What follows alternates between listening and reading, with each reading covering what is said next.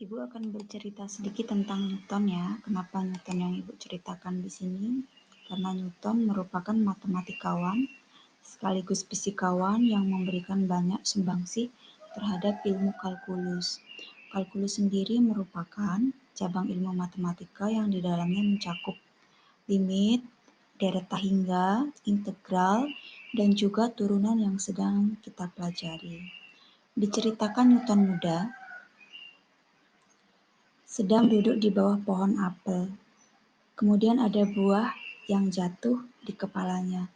Dan tiba-tiba ia merasa menemukan sesuatu yang cemerlang, yang teorinya kita pakai sampai saat ini, yang disebut dengan teori gravitasi.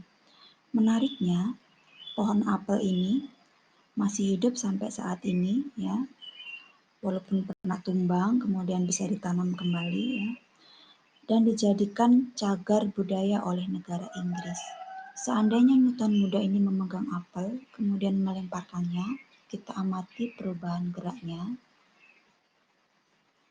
Dari apel naik, kemudian turun ya, berarti ada satu titik ya, yang kita bisa buat suatu garis singgung.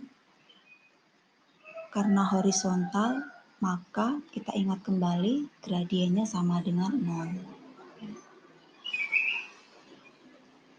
Ini termasuk aplikasi matematika dalam bidang fisika.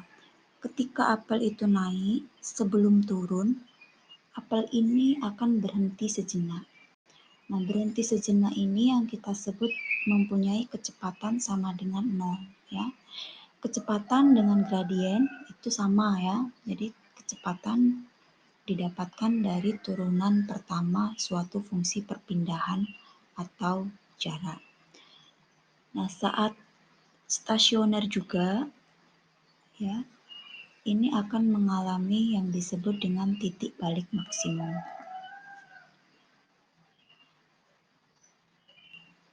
Kita bahas tentang titik balik maksimum secara teori ya. Perhatikan grafik yang sebelah kiri.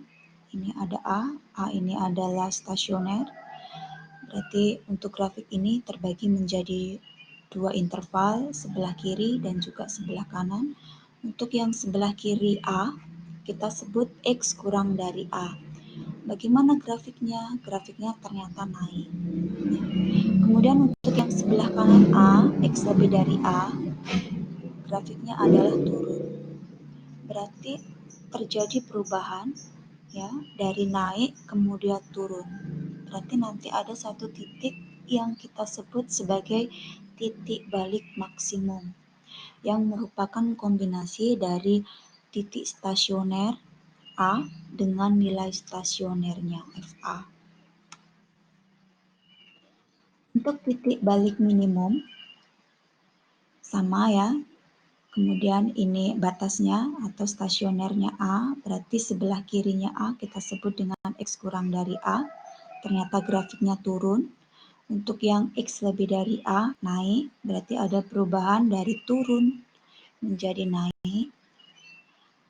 Berarti nanti ada satu titik yang disebut dengan titik balik minimum, yang merupakan gabungan dari A, FA.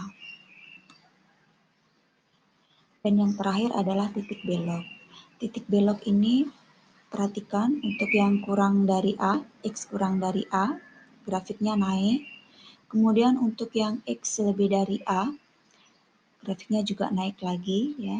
Apakah terjadi perubahan? Ternyata tidak terjadi perubahan ya.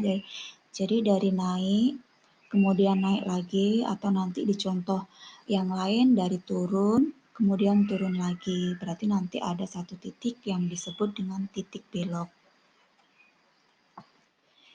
Dari dua video yang sudah Ibu jelaskan, silakan nanti disimpulkan apa yang disebut dengan fungsi naik, turun, bagaimana syaratnya, titik balik maksimum, minimum, bagaimana perubahan fungsinya, kalau dari naik, kemudian turun, disebut dengan titik apa, kemudian yang disebut dengan titik belok itu bagaimana.